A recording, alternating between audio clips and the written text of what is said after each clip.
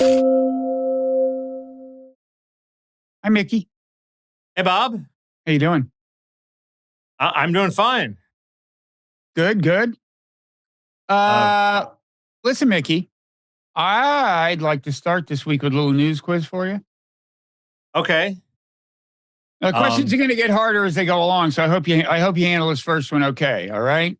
So, can you either name this person or give me this person's job description? He's either a random Twitter head or it's Zelensky, the head of Ukraine. Correct. It's Zelensky, the head of Ukraine. Now, here's another person. Can you either name him, or give me his job description?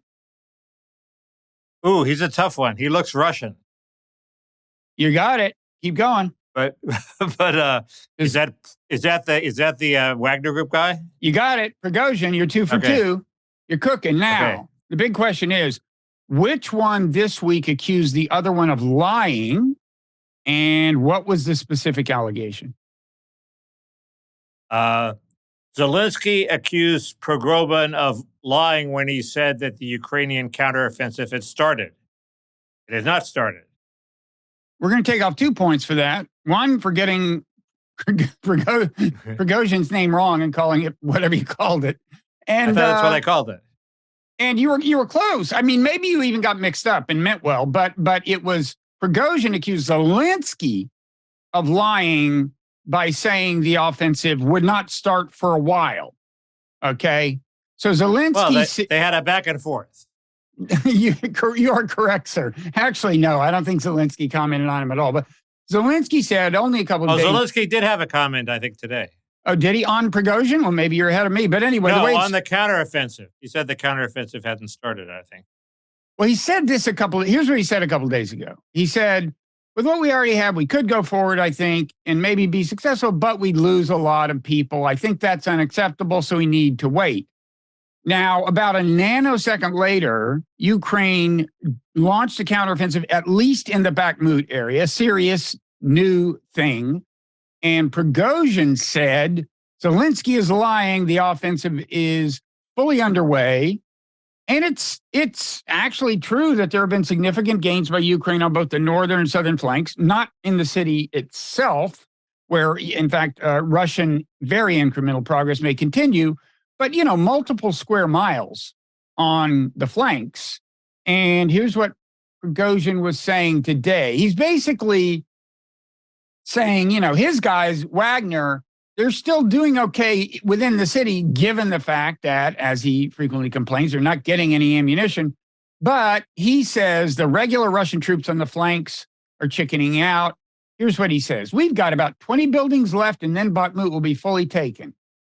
But the taking of Bakhmut gives the Russian Federation nothing, because the flanks are crumbling and the front is failing. And the defense ministry's attempt to smooth over the situation somehow in the media are leading and will lead to tragedy for Russia. So stop lying immediately. If you've run away, set up new lines of defenses. But what you've trained for, blah, blah, blah. The people holding the defense are, quote, nobodies. And so what has been happening recently, what I've been warning about for a long time, is coming to pass, and it's leading to a great tragedy for our country. So, this guy expected Ukraine to be honest about where they were going to attack. Like, yes, Hitler, we will attack in Normandy.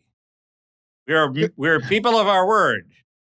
There's a code of honor that Prigozhin himself has lived by. He's never told a falsehood, so far as I know.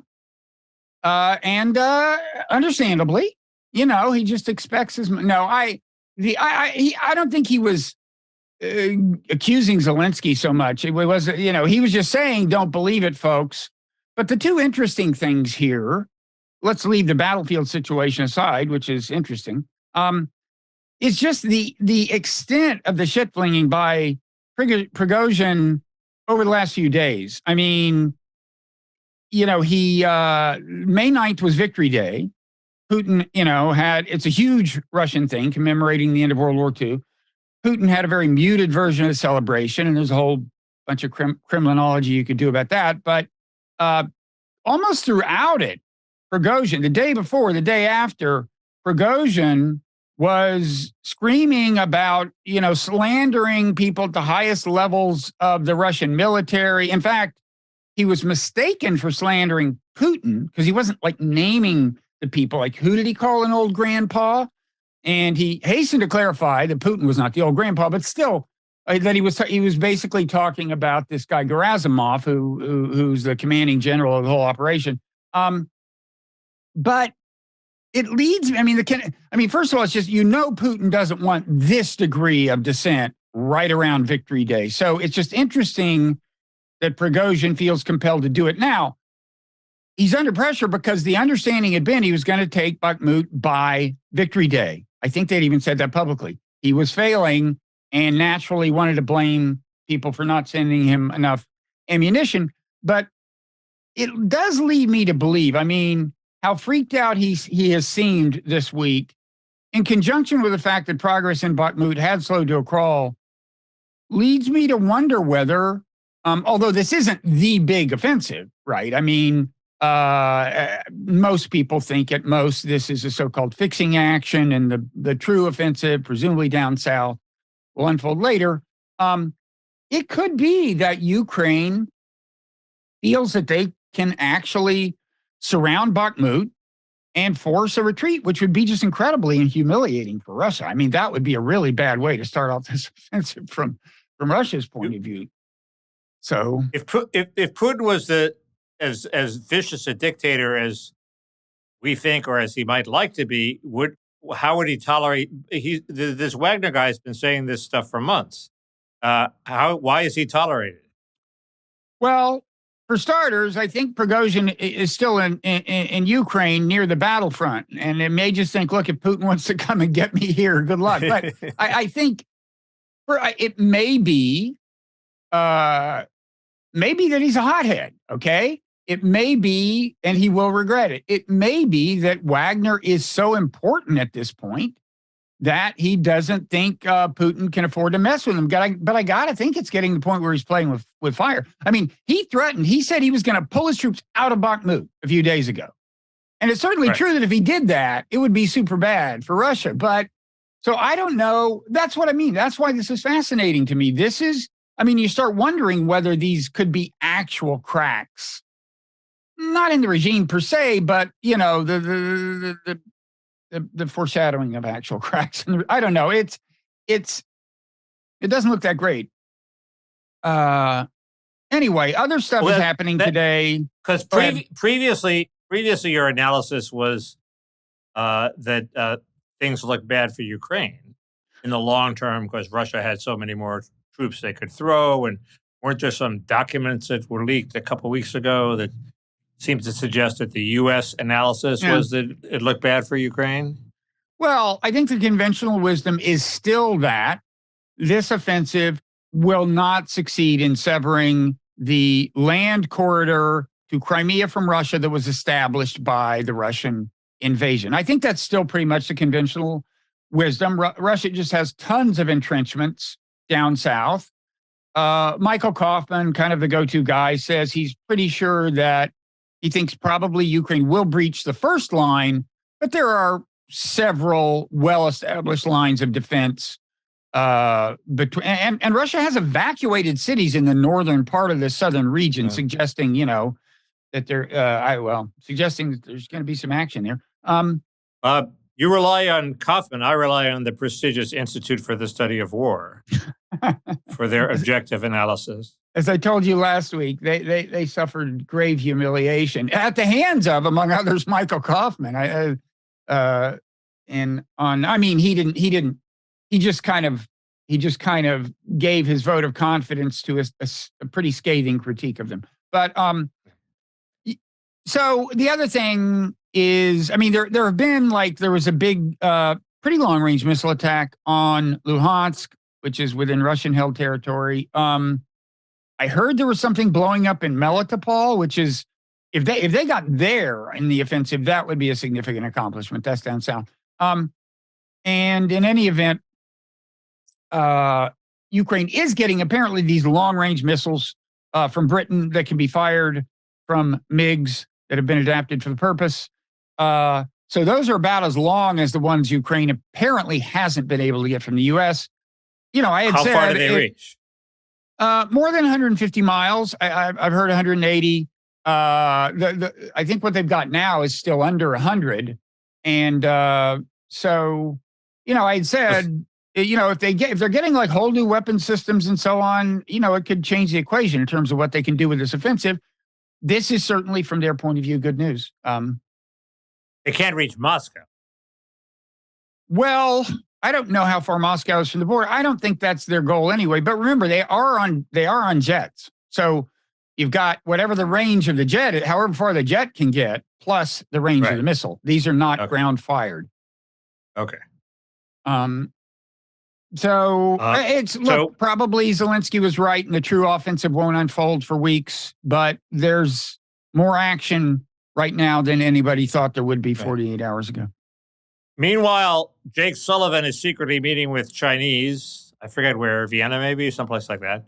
And that's part of a general thaw in U.S.-China relations, which was obviously stalled by this spy balloon, which delayed things. And that has to be also in part directed at welcoming China in as a potential peacemaker or a co-peacemaker. That seems like the biggest development, maybe the second biggest development. Yeah, there was a piece in the Wall Street Journal some days ago about the U.S. wanting to cultivate China as a partner in the peacemaking process. And that's obviously the right thing to do, isn't it? I think so. Yeah, I mean, there are people who don't want to see peace yet because they want to see Russia, evicted from all of the territory, and don't think that that's too risky. I mean, Jeffrey Goldberg and Ann Applebaum, as you know, took Laurene Powell Jobs in a personal trip to Ukraine, and they got an audience with Zelensky, and then they wrote a thing in the Atlantic. I haven't read it, but I think saying, leave no square inch of territory in Russian hands, probably. They didn't want to march on Moscow? They profess not to. That's not to. That's a sidebar. Yeah. No, yeah. I think they actually don't want to. But, the question is, at what point will Putin start to consider this existential, even just from the point of view of his regime's survival? That's when things could get dicey. Right. So that was my problem with that demand. Yeah. So, anyway, so that's, there was this one weird suggestion on the right that it seemed implausible. I want to get your opinion on it, which is that one of the things that enraged Putin and may have prompted his invasion is the whole Russiagate thing and the dossier and the whole, us saying that Russia sort of, fiddled with our election more than maybe they actually did, and the P tape and all that stuff. And maybe that pissed him off. It never occurred to me that pissed him off. I would think he invaded Ukraine over the P tape? No, not quite that. But one of the reasons that he may be annoyed is that the U.S. official posture of our security agencies was that Russia had done this thing, which maybe they hadn't done. Well, I think what would drive him crazy about that is that he thinks of us as having done worse in 2014 and, in effect, sponsored a coup in Ukraine. So he certainly, whenever he hears anything like that, I'm sure his hypocrisy antenna go off. And, I don't think that was nearly decisive. I think honestly, I think. Yeah, no, I hadn't even thought it contribute. I hadn't even thought it would even have contributed. It's a harmonic convergence of Tucker Carlson themes. It's funny, just quickly, the way the psychology of these things work in America, in the American official opinion ecosystem is, Michael Kaufman, he's mainly just a military analyst, but somebody pointed me to an analysis he had done back before Putin invaded, explaining why Putin was going to invade. And it was very Mearsheimer-esque. It was like, he views this as a threat. He views that as a threat. Right. He views that. It was all about Russia's national security interests and how the Minsk Accords, the West hadn't delivered on them. He had lost faith in that, this and that, and this and that. It's the kind of thing I'd be saying. And then it turned out that somebody since the invasion and the official prohibition on saying things like that has taken effect. The same person pointed me to a thing on C-SPAN, Kaufman's on C-SPAN. And I guess it was some caller had blamed NATO expansion or something. And Kaufman says, no, it was just, it was an imperialistic adventure or something like that. Completely at odds with his pre-war analysis. Are they two incompatible? They're not. What? Well, it aren't really certainly is a different emphasis. Well, I think they are. I mean, I think they are. If you his piece was in War on the Rocks, his pre-war piece. People can Google it and look at it. It seems to me very much emphasizing the defensive considerations on Putin's part. In other words, just the national security, guarding your national interest against what you fear may be someday a threat to your country. That's not imperialism. I mean, it's true that what looks like imperialism often begins like that. That's the whole problem. But, anyway, look, I don't want to. Or he could be an imperialist looking for a legitimate reason, and if one pops up, he's more likely to take it and take offense than somebody who's not imperialistic. I mean, right? I mean, I don't know. Let me just say it was quite a different analytical emphasis. Okay. And of course, we are now in an environment where, it's almost like if you don't call it imperialism, you're expelled from the foreign policy establishment. I mean, what you wrote a piece saying this. You just published a piece saying something was the blob's last secret. The blob's ultimate blind spot. That was in today's Non-Zero newsletter. Thank you for the plug. Quickly, and then I'll let you turn to issues. I didn't read it, Bob. No, I didn't, and there's no reason anyone should go that far. I knew I could count on you to give me an accurate précis. This is why you show up every week, so you don't have to read my newsletter. Happy to oblige. No, that was actually, among other things, a piece that was very complimentary of the essence of Blob Journal Foreign Affairs, because it did it devoted like 5 essays in a single issue, the physical issue, it's the cover story, to what it called the non-aligned world. And it started as an attempt to understand, wait, why is so much of the world not with us on this Ukraine thing? And relatedly, why does so much of the world not want to sign up on our side in the Cold War with China? And a lot of them don't want to sign up on China's side either, but they don't want to sign up on our side. And so they went around to scholars from these areas and got them to write essays. And it was just, this recurring theme. They were all saying, first of all, we have to secure our own national interest. And as for your moralistic appeals about Russia violating international law, blah, blah, blah, they all said this rules-based order is bullshit. The U.S. violates the rules all the time. They're hypocrites. They have sowed chaos that has, engulfed Northern Africa. The guy from Africa said half of the problems in Africa start with American interventions in the Middle East.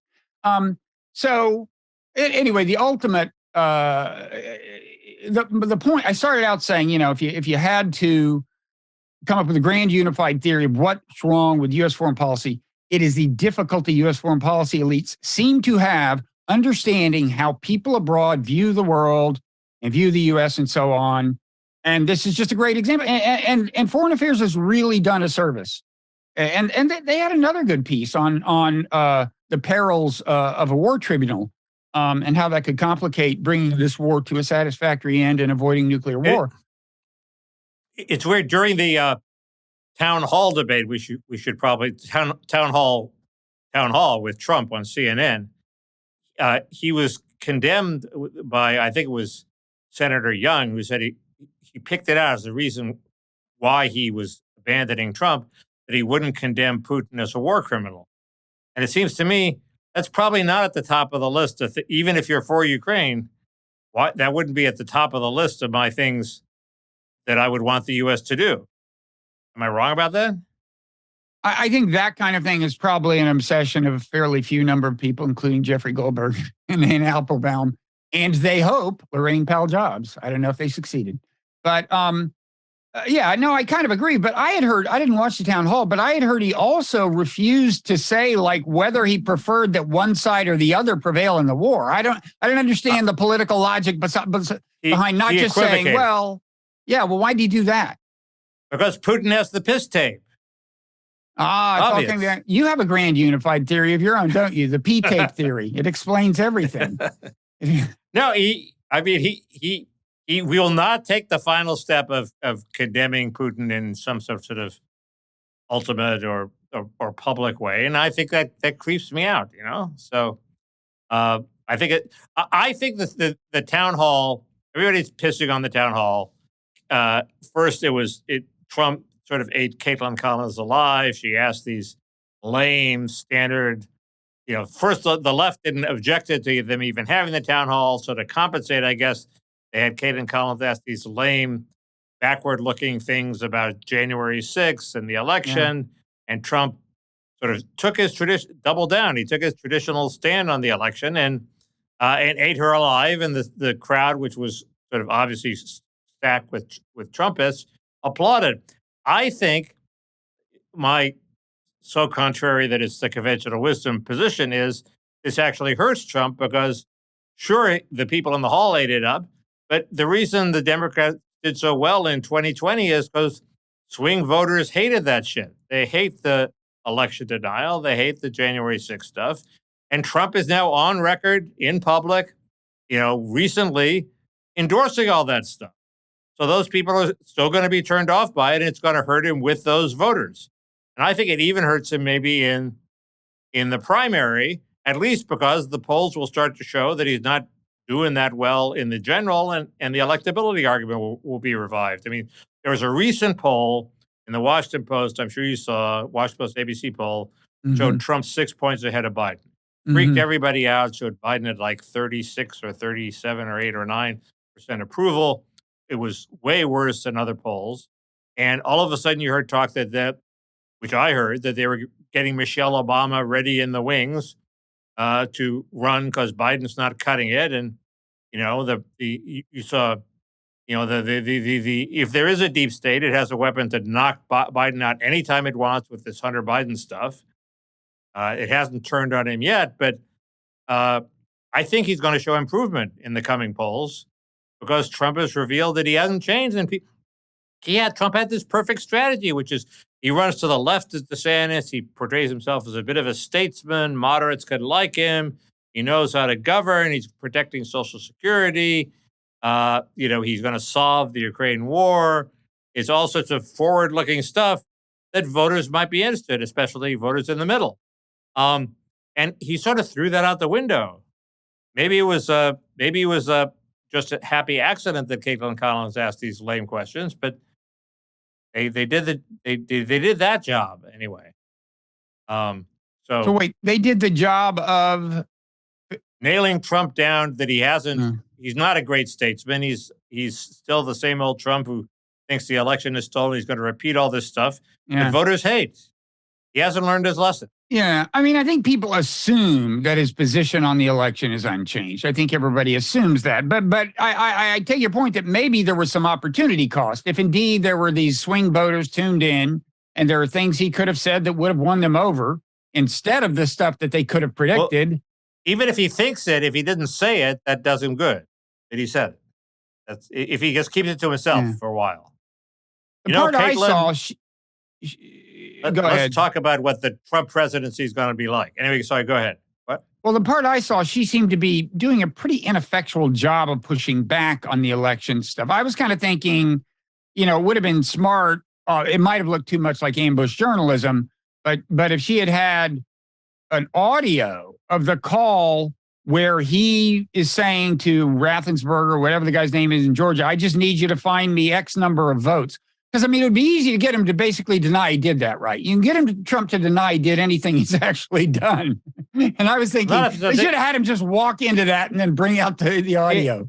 These factual attempts tend to fail. I mean, he has a perfect defense for that, which is, I made it clear that these were votes that were legitimately cast for me that were unfairly denied me, and I wanted him to count in a fair way. He thought he'd been robbed.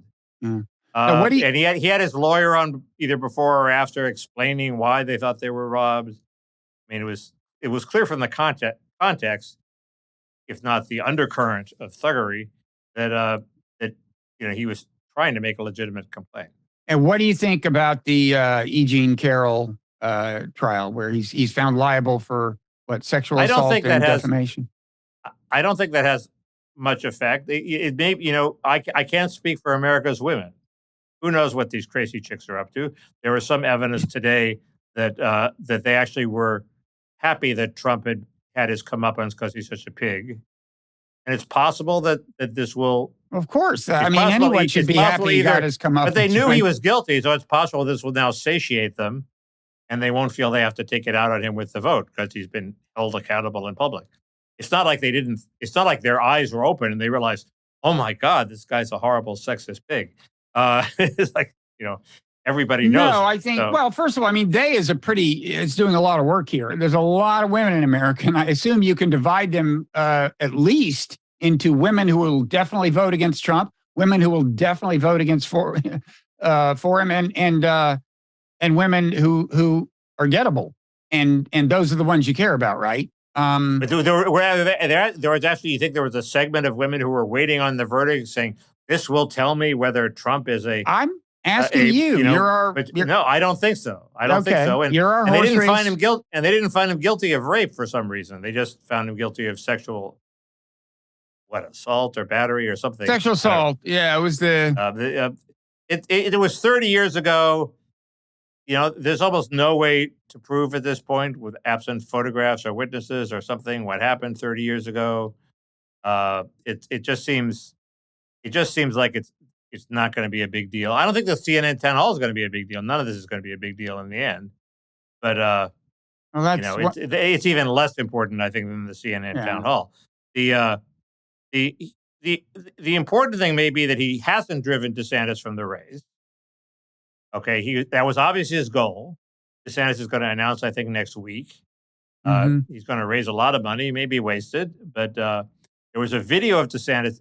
DeSantis' expectations for his personability and likability are now so low. I like to say he's a social egalitarian. He hates everybody. He hates the rich. He hates the poor. He hates the donors. He hates the voters. Okay, he's an equal treatment. You mean person. he has said unflattering things about all of them? He's clearly said he clearly exudes contempt for his donors, some of his donors. And how does he do that? How could he not have contempt for his donors? They're idiots. I mean, Well- they're supporting Tim Scott. They think he should probably. Wait, you mean the donors who aren't his donors? You mean the donors of even other his donors? I've been in a room full of his donors. Half of them are idiots. And you infer Half from of them this are very that he good. is saying bad things about them because you had an unfavorable impression of them? You read in Mark Halperin and Politico that he's famous, that he's said he's been skeptical of his own donors. Trust me on this one. Okay. As anybody would be. But this tape of him came out performing a sort of a rehearsal for a debate with Matt Gaetz, who's not stupid. Whatever you think of him, he's not stupid. And he said, "I think you came in." Gaetz is playing Trump in the mock debate or what? No, Gaetz is just offering a critique, Okay. and somehow it's videoed. And he said, "You came in too hot. You can't come in so hot on that." And DeSantis gives a impassioned thing of why it's okay to come in too hot. Kavanaugh showed that if you come in hot, you win. We've given in way too much to these people.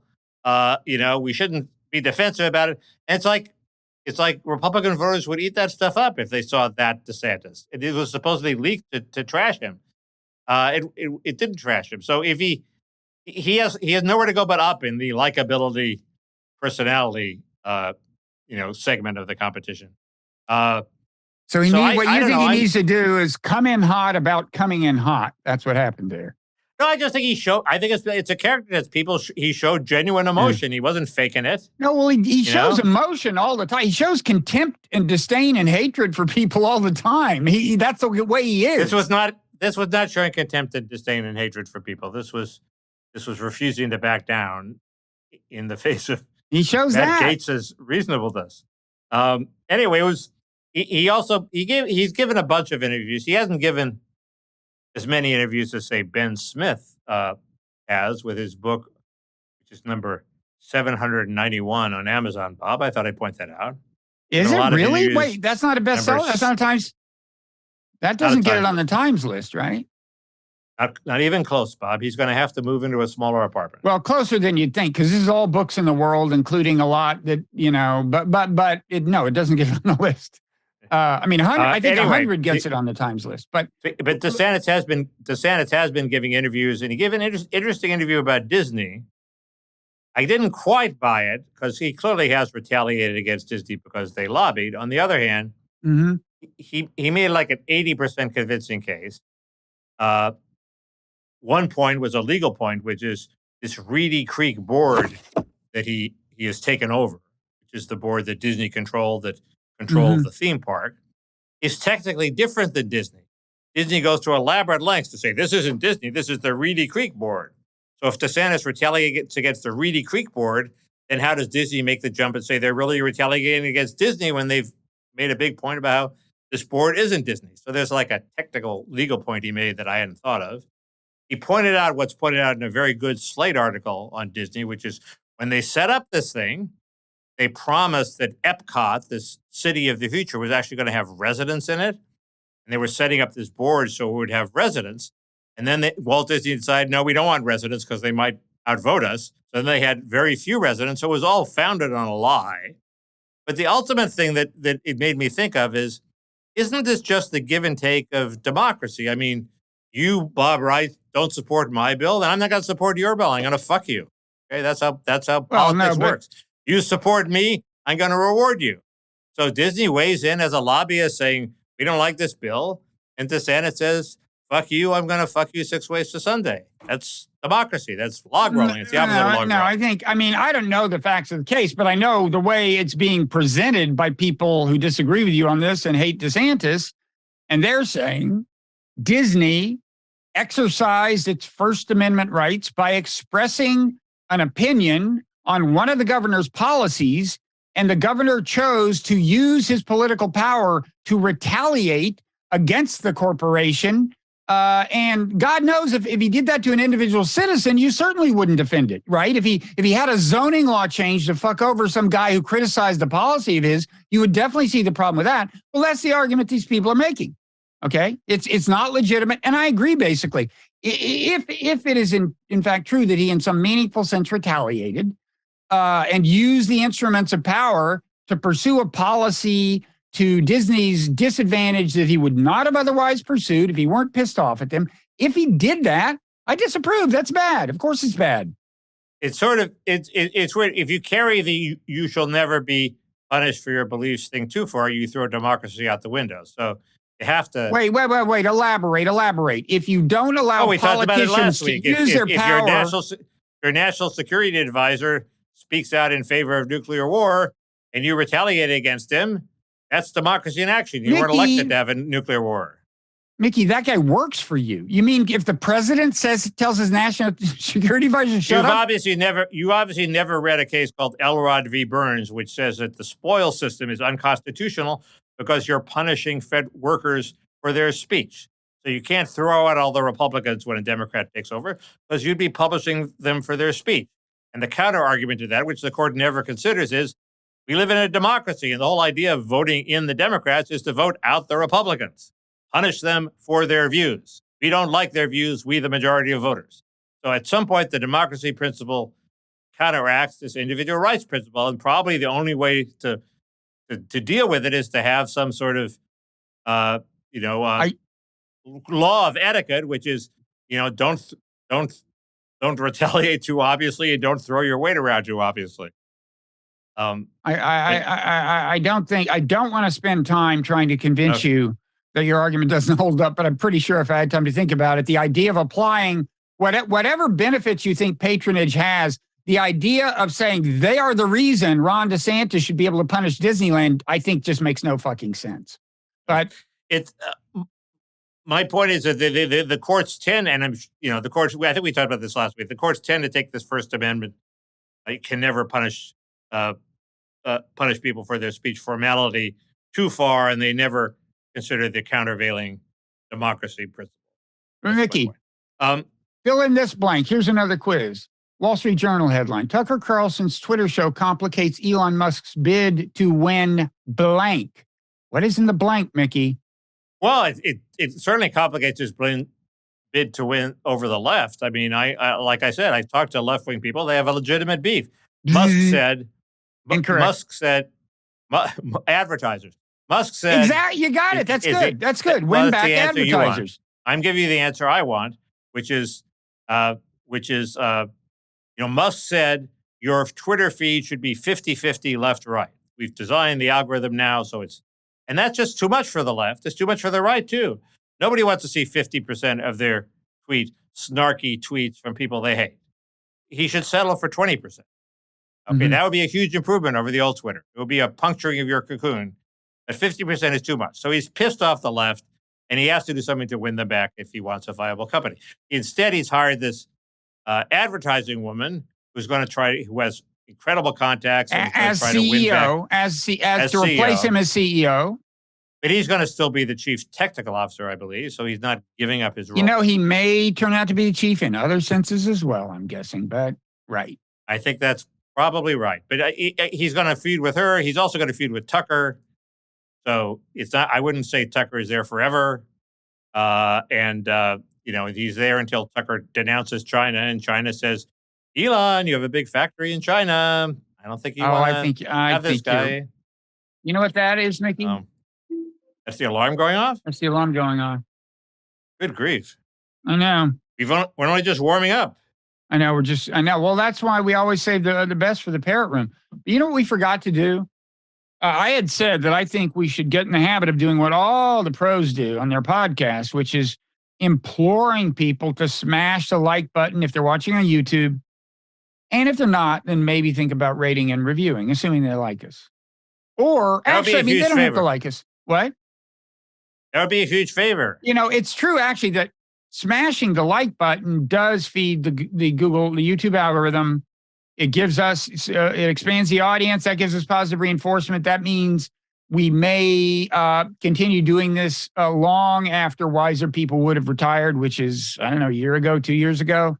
And so if people enjoy the spectacle of two guys who should have retired, not retiring, they should smash the like button. We should mention this before we say we're signing off, right? Because now if they do like us, now they're pissed off that we're leaving them, right? They're in a bad mood. I can talk about one more thing, and then I'll talk about it more in the parrot room. Okay.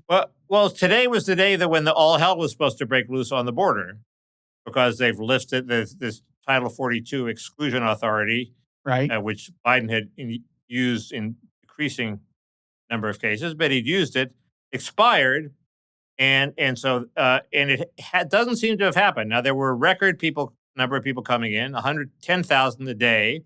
That's 3 million well over 3 million a year, almost 4 million a year. That's a lot of people coming in. And if Biden lets them all in, that's a big addition to the U.S. population, perhaps not wildly welcome in some quarters. And but there hasn't been a big explosion today. In fact, they seem to be holding back today. And there are various theories as to why that might be happening, but it could also be just brilliant PR by the Biden administration. They know all the networks have their people deployed on the border waiting for this big surge. And if it doesn't happen, the people are going to go back, and then they can have the big surge and there'll be nobody there to notice. So, that would be very, very clever strategy. And, maybe they get the Mexicans involved. They're obviously colluding with the Mexicans. That's been proven. You mean with the Mexican government?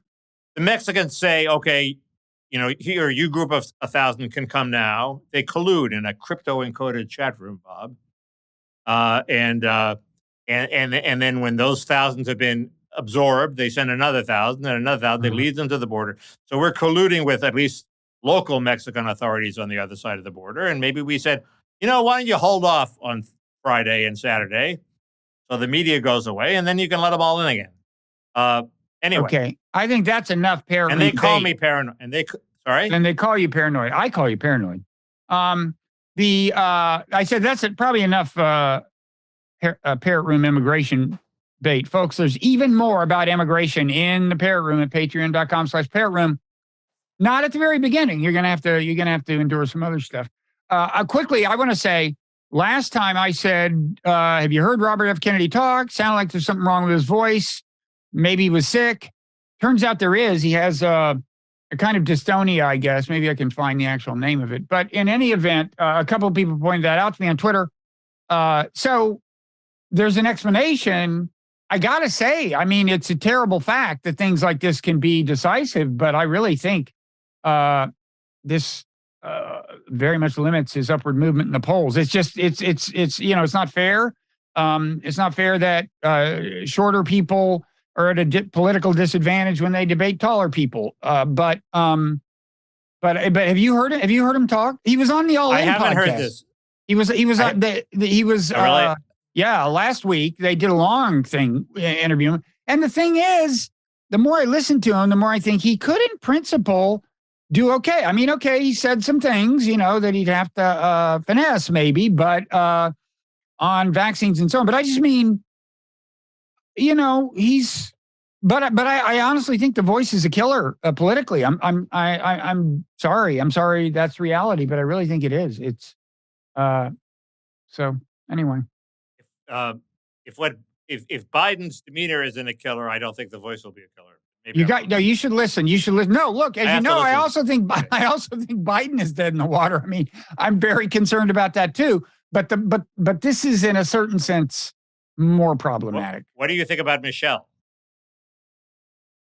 She's got my vote, I guess, just because she'd have a better chance of winning. I don't know much about her. She's kind of a blank slate to me. But that's her virtue, I believe. But you're the only one who thinks she might wind up running, right? No, there were rumors rampant that. Okay, well, wait. We'll talk about it in the parrot room. We'll talk about Michelle in the parrot room. Okay. Gotta go. Thanks for watching, Don't folks. call me paranoid. Don't call me paranoid. Last thing I'd ever do.